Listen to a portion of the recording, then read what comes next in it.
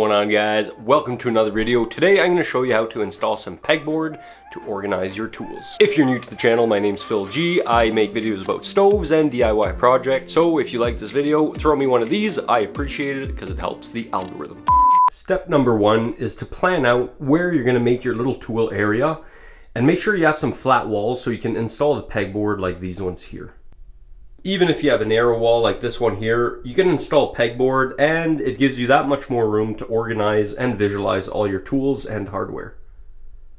Step number two is to buy some strapping here. This is some 1x2, I believe, so it's pretty small. And this is going to be used to build the frame behind the pegboard.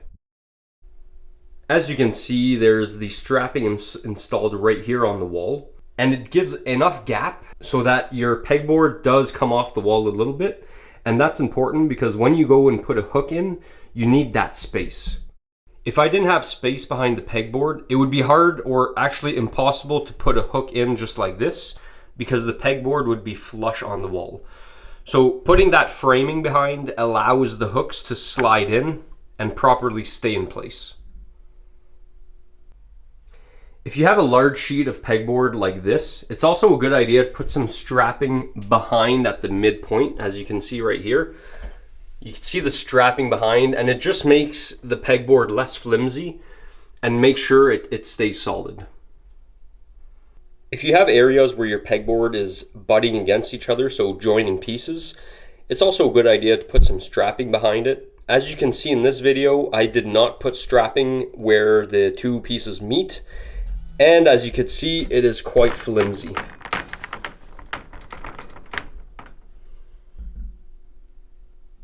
Several different hooks exist. This one on the left is a rack where you can hang screwdrivers and tools of that sort. To the right of that, we have a J hook. So this has a knob at the bottom to keep it more solid on the pegboard.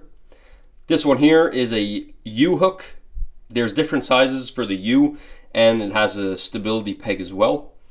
This one here is a straight hook. It comes in many different lengths. This one here is about 1 or 2 inches long. This one here is a plier hook, so you can slide some pliers once it's hooked onto the pegboard.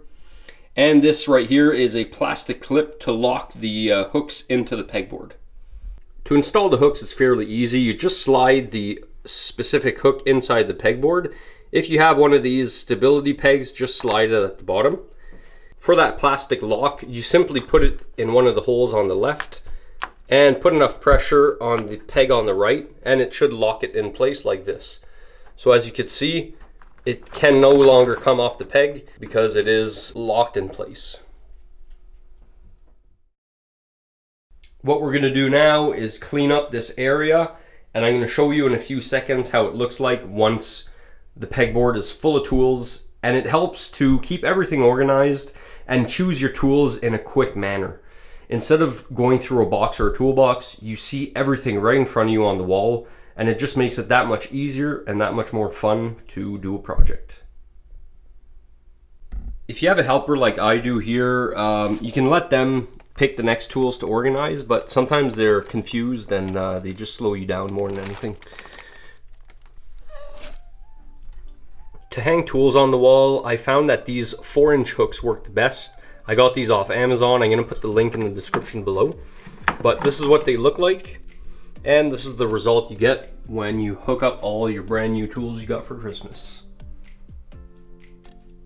Once you're finished putting all your tools on the wall, you can see that it's a lot easier to find your tools. But make sure for your next project, you don't forget to put your tools back. I'm pretty bad at that, and they just lay around all over the house. So this makes it nice and visual, so you know where everything is, and it keeps everything clean as well.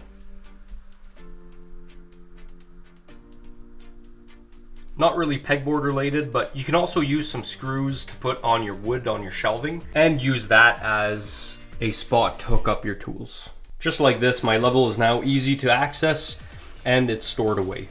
For the extra pegboard hooks, I like to keep them accessible so that way when I take things down or put new tools up, I can do it really quickly without thinking too much about it.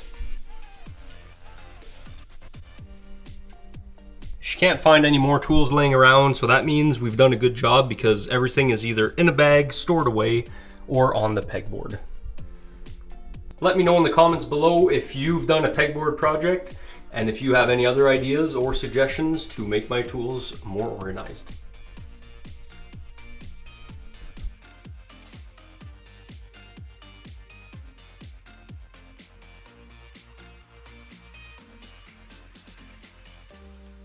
If you found this video helpful, please like, comment, and subscribe, and let me know in the comments below if you have any ideas for any other videos or if there's something in particular you'd like to see. Thank you very much for watching. I appreciate you, and we'll see you in the next video.